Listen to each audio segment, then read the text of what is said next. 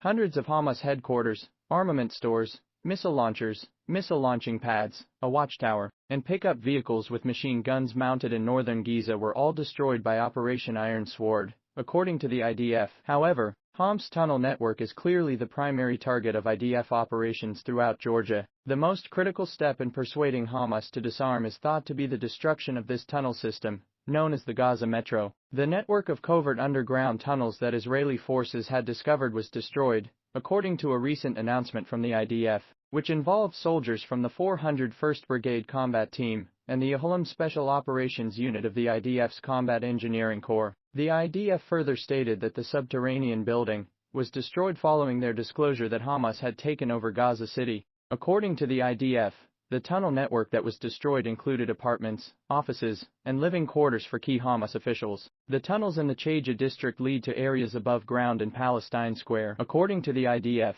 the network was utilized by Hamas commanders Ismail Haniyeh, Yahya Sinwar, and Mohammed Deif to oversee the group's activities and movements in Gaza City's central area, known as Command Square. According to IDF Colonel Benia Haran, the tunnels were utilized to store equipment that was taken from civilians, giving the Hamas leadership a long-term place to hide out. Furthermore, the tunnel's placement appears to have been planned carefully, sandwiched between a hotel, a deaf school, a college, and a posh neighborhood complete with a bridal boutique. The Yahulam squad allegedly carried out the controlled demolition of the tunnel network. According to the IDF, since the beginning of the ground campaign against Hamas, the Israel Defense Forces have reported that its troops have located and destroyed some 400 tunnel shafts in the Gaza Strip. Units from the elite Yahulam Combat Engineering Unit, in particular, were crucial to the dismantling of the Hamas tunnels. While numerous techniques are employed to demolish the tunnel shafts, some highly peculiar techniques are also employed, particularly to prevent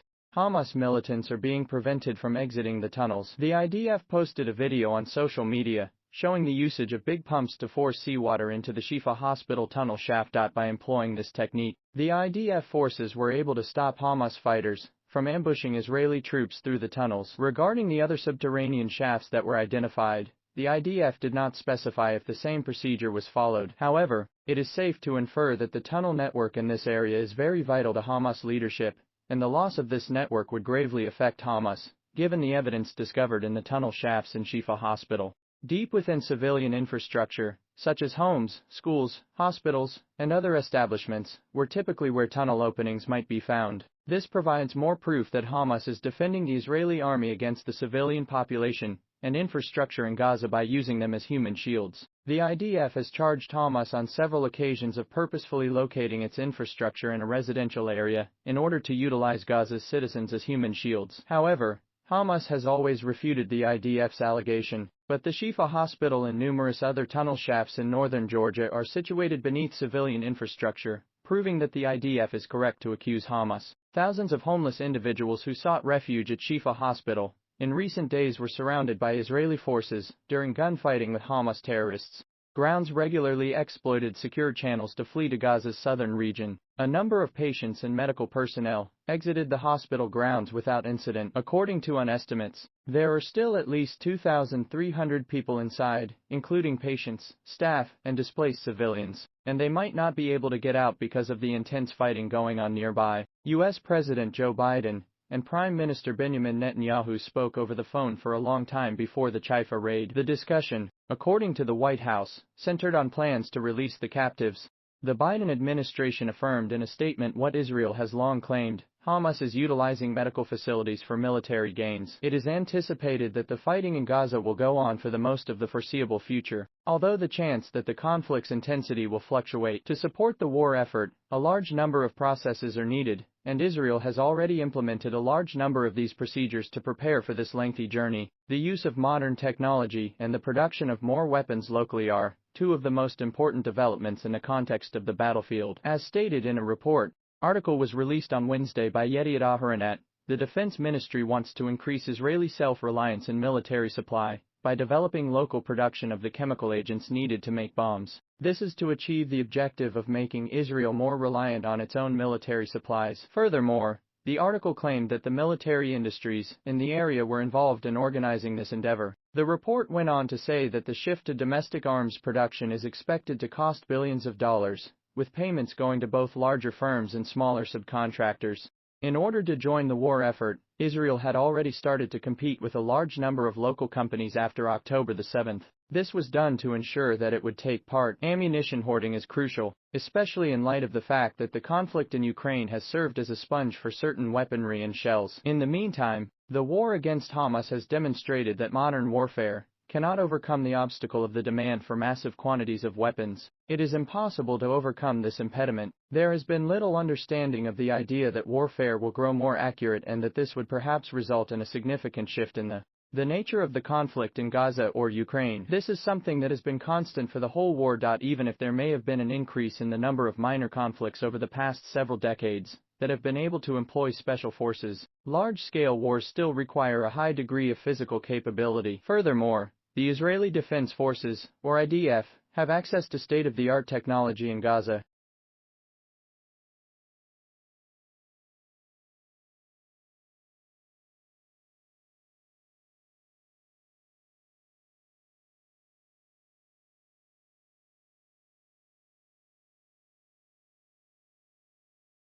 In the 10 years prior to now, Israel had already launched a significant amount of cutting-edge technology. The Iron Dome missile interceptors and the Trophy system, which is used to defend tanks, are two examples of Israel's technological accomplishments in the military sector. Leading the way in these technological developments is Israel. The Israeli Defense Forces, IDF, artificial intelligence, AI, and digitization have all made large investments. The first artificial intelligence, AI, war was the name given to the 2021 struggle against Hamas. Furthermore, this battle serves as a showcase for cutting-edge technologies. For example, the Iron Sting precision mortar was used in action for the first time by the Israeli Defense Forces, or IDF. This particular weapon had never been used by the IDF before. The mortar is unique in many ways, but its degree of precision stands out in particular. The Israeli Defense Force remarked, "Our soldiers operating in the field can exert control over it by utilizing not one, but two components that are included in its structure. The parts that make up this system include a laser, GPS, and global positioning system. There are two ways to guide the mortars, a laser and a GPS." The Israeli Defense Forces, or IDF, released the study. The report includes descriptions of two of these methods. The idea that thick fog or clouds could act as a shield for a laser beam served as inspiration for the mortar's creation. Because of this, in the unlikely case that the beam is unable to perform its function and guide the mortar, the precise GPS system can act as a backup. Furthermore, the laser beam will be used as a backup for the global positioning system, or GPS, in case the satellite signal is interfered with.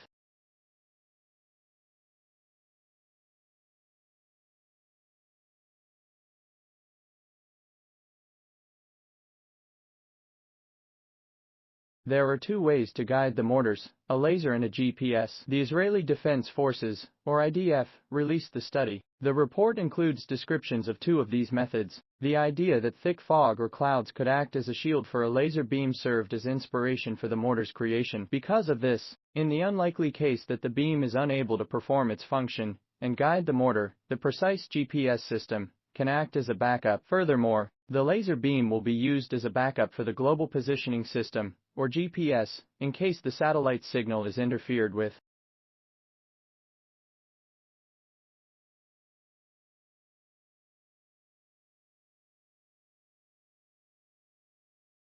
According to the Israel Defense Personnel, IDF, this operational support equipment is lighter than standard sights, has a quick adversary identification time, can lock on targets, and quadruples the chance that our personnel will succeed in their mission. Over the duration of the conflict, Hamas has utilized many drones to initiate strikes on Israel, an armed combatant.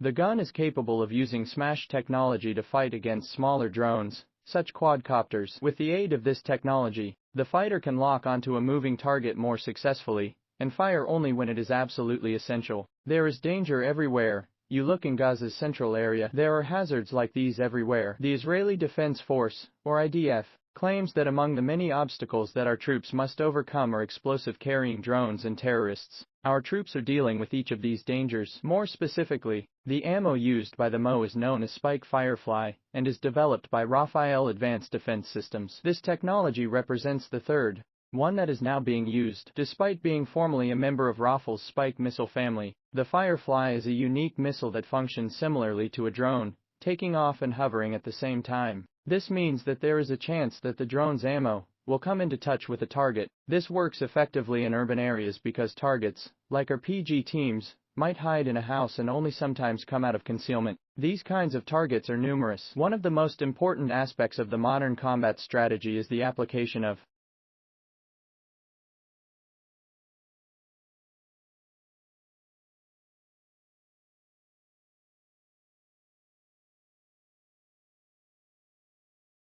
utilization of drones to locate and remove hazards positioned above. Two components of Israel's strategy for fighting this battle are the people in charge of developing the new technology, and the physical force needed to maintain the conflict. For Israel to be able to carry on with the conflict, both of these elements are necessary. On October the 7th, Hamas carried out another slaughter using tough methods and a mass wave attack method, basically an outdated technology used to produce a new murder. The main defensive mechanism in place in Israel is a smart barrier along the border, which was built to keep Israel safe from attacks like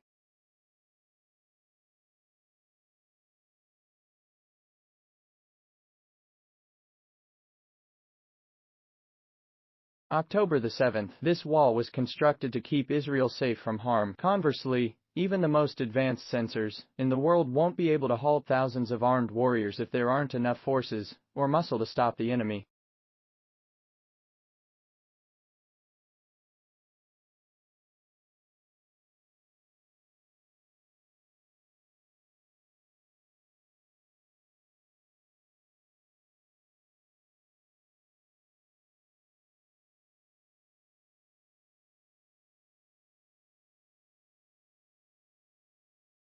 Hamas used drones to achieve their goals, which included hitting distant machine gun positions along the border and rendering Israel's defenses inoperable. Currently airing on PBS, the public broadcasting station, is a new video titled Failure at the Fence. The entire story of how this disaster developed is told in this documentary. The families of the fallen troops were said to be making their way back to the Nahal's observation tower in a report released by Waynat this week. When the outpost was taken over on October the 7th, Israeli Defense Forces soldiers were murdered in this tower. One of the consequences of the unsupported technological failure that took place, this phenomena was caused by the use of force. The Israeli military is presently fighting in Gaza, and soldiers, heavy weaponry, and technology are combining in ways that are both novel and essential on the battlefield. The Israeli military has disclosed that senior Hamas leadership and operatives were able to travel freely across the area because to a network of tunnels located in Rosa City. The ability of the tunnel network to allow for covert travel made this conceivable.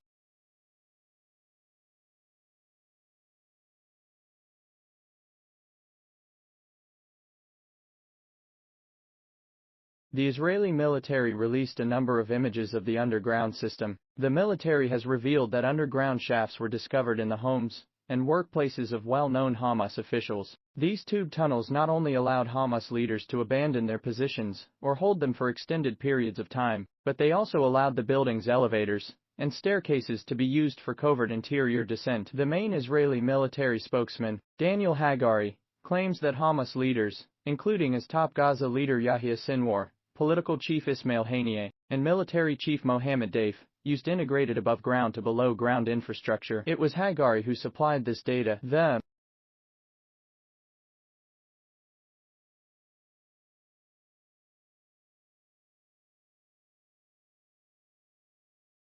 The strikes against Israel on October the 7th were planned and executed by Hamas commanders, who were in charge of their entire strategy. Hagari continued, with this infrastructure, they could move and disperse throughout the strip. This is what Hagari had to say. There were connections between the central Gaza City complex and other nodes, which allowed Hamas officials to leave below ground and obtain protected passage to other areas of Gaza.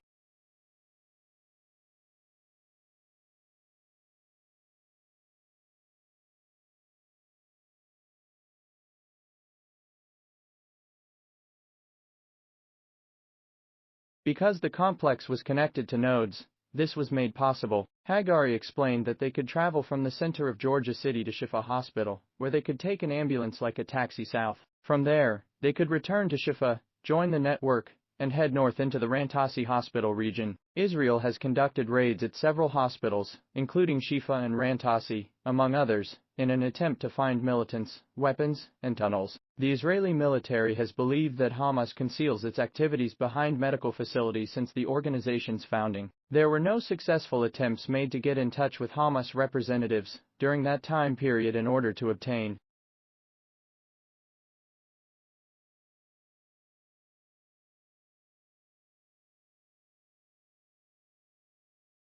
an observation. A few days later, the Wall Street Journal and other reporters were taken inside what the Israeli military claimed to be the largest tunnel they had found in the enclave, a tunnel big enough to fit massive vehicles through. The public was given access to the movie. According to Professor Daphne Richiman Barak of Israel's Reichman University, and author of a book on underground warfare, it was the first time that Israel had disclosed a system of interconnected tunnels.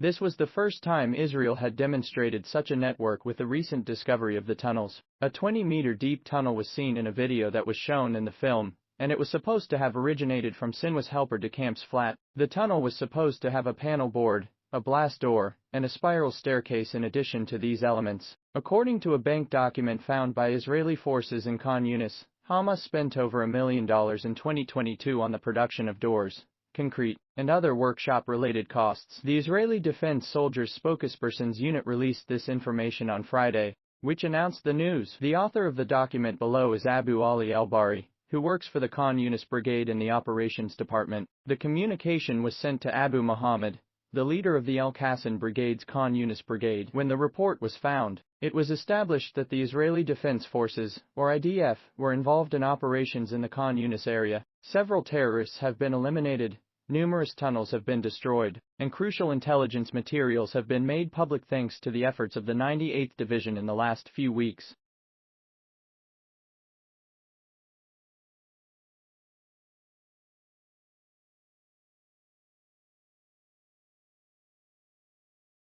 The commander of the observation unit, the chief of the Khan Yunis drone formation run by Hamas, and the Nakba leaders who were a part of the Khan Yunis Brigade were among the terrorists who were found and eliminated. There has been a rise in the number of operations occurring in Khan Yunis during the course of the previous week. The Kfir Brigade has merged with the forces that are in the area already. A significant amount of weapons were discovered by Israeli military officers inside a Khan Yunis residence. Firearms, explosives, and a range of other weaponry were among the weapons found. Forces on the ground instructed an Israeli Air Force fighter plane to intercept a Hamas engineering officer.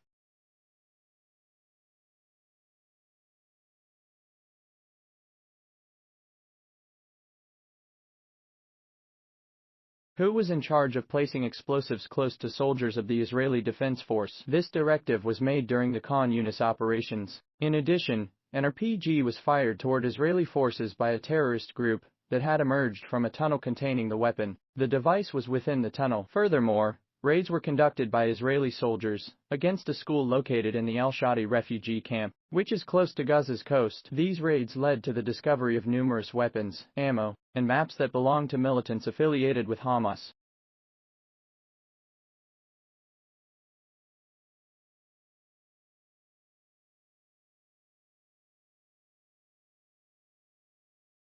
Israeli forces conducted an investigation in Gaza City, and while they were investigating, they found guns, explosives, and mortars in a house across from a kindergarten. On the ledge of another apartment was an operational rocket launcher pointed toward the areas close to the Gaza border. The locations were the target of the rocket weapon. Additionally, it was disclosed that an RPG rocket was ready to be launched, and was perched on the ledge corresponding to a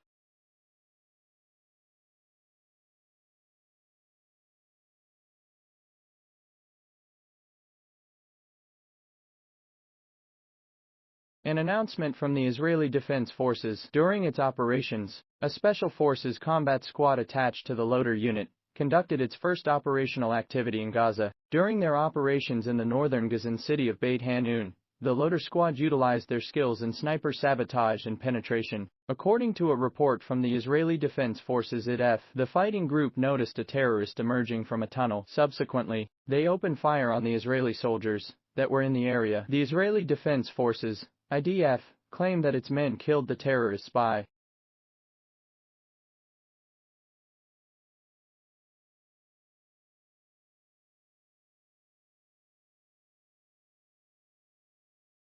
launching grenades at them, killing them before they could get too close. They believed that the attack was an attempt to lure them toward explosives that had been set up nearby, and that the Loader soldiers were the ones who had destroyed the underground shaft. For this reason, they took these steps. In addition, 188th Brigade soldiers fought a group of terrorists in close quarters in an underground shaft beneath the Shijai school. Terrorists attempted to set up an explosives ambush against the Israeli Defensive Forces. Sources claim that the Israeli Defense Forces, IDF, destroyed the Hamas with tank fire and drones as a sort of retaliation. Warriors, where they are. We appreciate your interest in us.